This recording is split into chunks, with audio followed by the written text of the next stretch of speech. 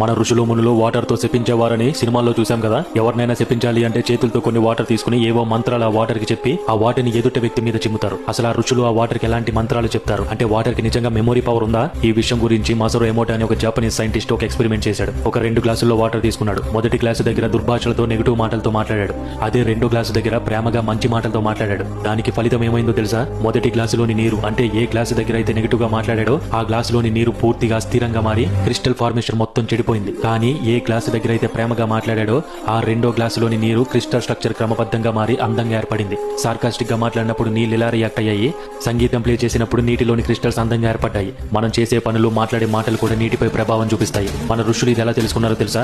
ఇది దశాబ్దాలుగా మన సాంప్రదాయాల్లో ఉంది. అందుకే పూజలు, మంత్రాలు, పవిత్ర జలాలు మన ప్రాచీన ధర్మంలో ముఖ్యమైనవి. వీటికి శక్తి ఉందని, దానితో ప్రేమగా మాట్లాడితే అది మంచిగా స్పందిస్తుందని వారు తెలుసుకున్నారు. అందుకే సనాతన ధర్మం అనేది ఒక మతం మాత్రమే కాదు, మన జీవిత విధానం అని అంటారు.